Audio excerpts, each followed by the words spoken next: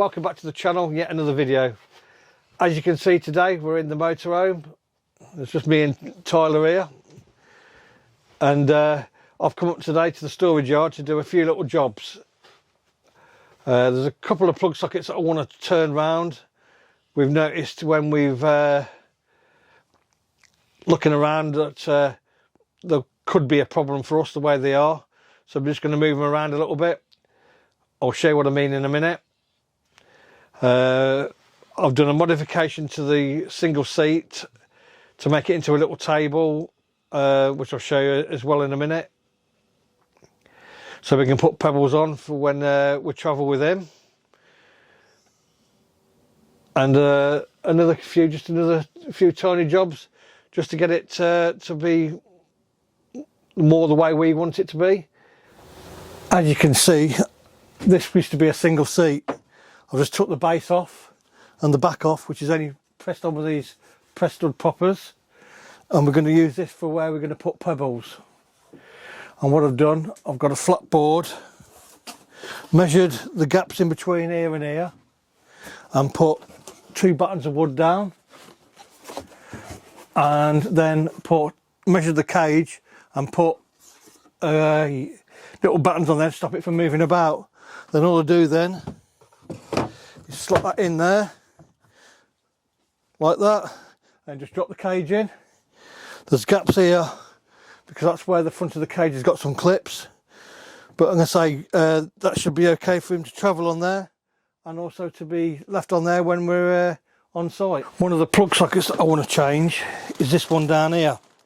As you can see, it's quite close to the floor and it's pointing the normal way with the earth facing up. Now we've tried a couple of plugs in there and it is so tight getting them in because of the cable, the length of the cable underneath. So what I'm going to do is there's quite a few of them that I've saw on forums where the plug has been turned sideways so that the wire actually comes out from so being at the bottom comes out from the left hand side. So that's one of the plug sockets I'm going to turn. Right, doing this plug socket. So as you can see, there's a frame around here, and what I use is a car trim removal tool, and you just prise it off, just put it against the thing and pull, and it's held on by 4 plastic tabs which correspond to the plug socket. And what you need then is a small posi drive screwdriver, and there's 4 screws, one at the top, one each side and one at the bottom. You've got to be careful not to drop them down into the vents as well. Screws, because they're only tiny.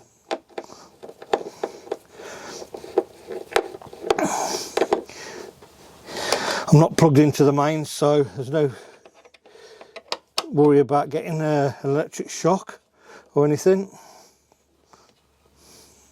So that's 3rd screw, just the one at the bottom, and this this plastic frame should come away from the wall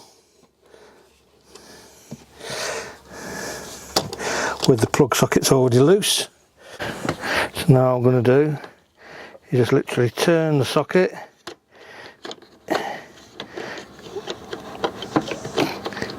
the way Bailey never cut an hole, just cut an hole, they cut squares out, oblongs out. I'm turning it sideways, putting the face plate, putting them back into the face plate so that they hold it in place.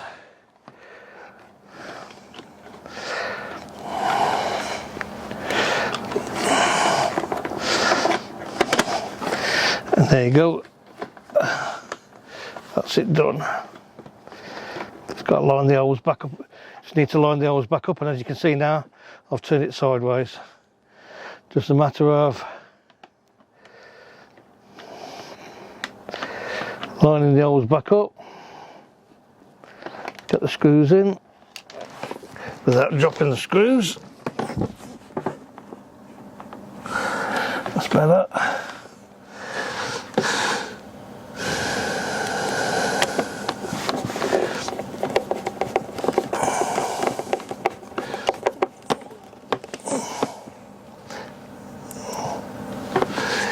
Once you've got one in, they all should line up then. 4 screws.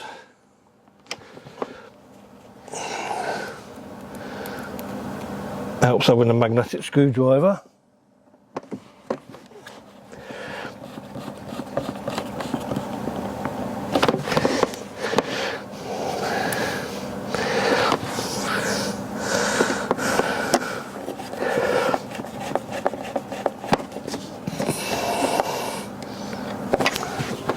And as you can see now, the plug socket's turned the other way, so the wire can come out and hang down easier. And then you just get this panel and just clip it on and push on, and it clips on. It should go with a snap. That's it, that's on. That's it, that's the first job done. And we've decided we're going to put the kettle on the worktop just there between the tap, sink and cooker. But as you can see, the next little job I've got to do is with this double plug socket here and 2 switches. As you can see, both plug sockets are sideways. That's okay if they're going onto the extension down there. But when we're not using the extension and we put the kettle over there, the cable has to go behind the sink here and the tap and up, and it ends up going bowing over, and it pings it too tight to this tap. So I'm going to turn this plug socket back the normal way so it can go down rather than making the arc, just to give us that bit of extra room. So exactly the same as the other one. Trim tool, pry the cover off, a few screws undo, turn the plug socket round and put the cover back on, and we'll get that done now. And squeeze it off and it should come off like it has. Undo the screws on this one because it's a triple. You've got 1 screw at the top there, 1 at the bottom and 2 in the middles. A few moments later. Move that and the cover should fall away. And as you can see, another classic Bailey cutting out the zigzag patterns again. And so all I'm going to do is twist this bottom one round so it's the other way. Use the frame to sort of help do it. So that's straight, and then just line them up this way.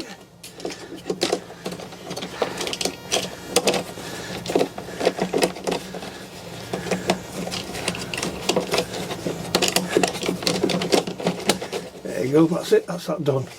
Now it's just a matter of putting the screws back in and tighten them up, but like I said, don't over tighten them. It's only into plyboard.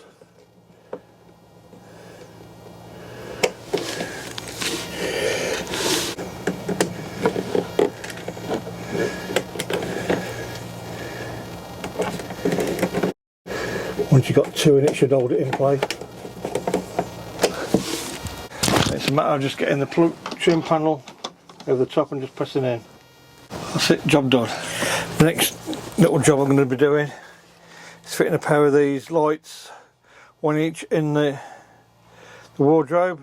They've got an on-off switch there, and they've beveled so they go to the side of the wood, and they just go up, fastened in with 2 screws. So as you shut the door, the light goes off. When you open the door, it'll come back on. Right, just screw that light into the wardrobe. Done the same on both sides.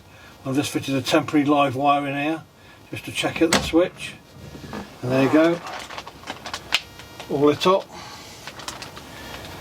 Press the switch up the top there, that goes out. Just check it with the door, just see if that does turn it off. Yeah, just see the light coming on, flickering. Yeah, happy with that. Another job I want to do is with the lighting. As you can see, it goes all the way across the top of the cupboards until we get to where that cupboard is there with the microwave and fridge. Now under this kitchen unit you've got a light there, and what I'm going to do I'm going to get some LED stripping. I'm going to put a piece of LED stripping under here to match this light here, so you've got lighting all the way across. And also see if I can get a LED light across the top of there just to light this area up. And to make up the LED lighting, I've got a strip on a reel. These particular ones, you've got 3 LEDs and then the 4 brass circles on each side. You can only cut them in between them 4 brass circles. If you cut it anywhere else in between the LEDs, the whole of the LED strip won't work. So you may have to adjust the strip lights a little bit shorter than you'll actually need in the area where you want to put the light in. But once you've cut the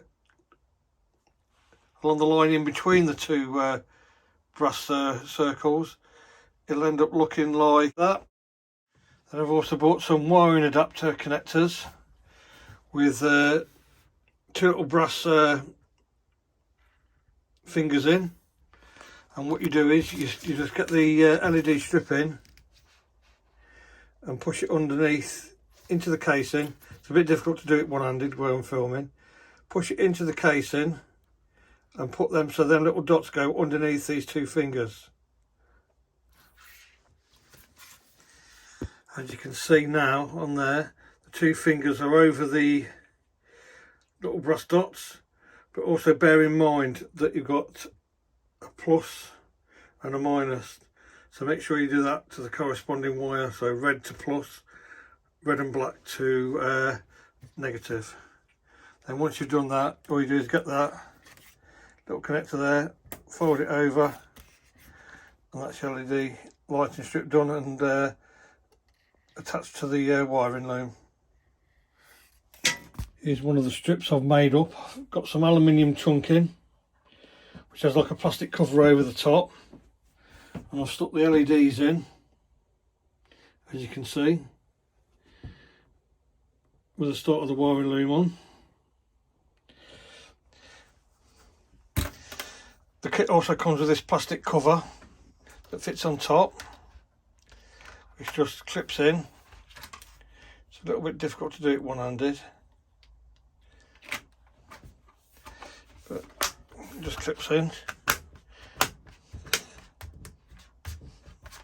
So now the light will shine through that clear cover on there. And to fasten that to the work surface or wherever you want to do it, it comes with these metal spring clips.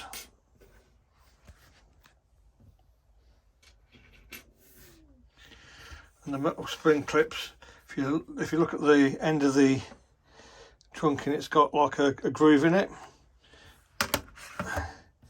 So basically, if that was the work surface, they go on and they clip in to the groove which holds it in place. And there's the finished article, all ready to put in and be wired up. And what I've done then is I've wired it up to the original wiring for the other light, and now we've got a light underneath and all the way along, which will light that area up. Just got to do one for the top in the same manner, and then jobs are good. Well, that's all them jobs done now. Pretty easy, to be honest. Just a little bit of patience you need. All the parts for the things that I've used will be in the description below. So if you like that video, please give us a thumbs up. It would be very much appreciated. And until the next one, we'll say bye for now. Bye bye.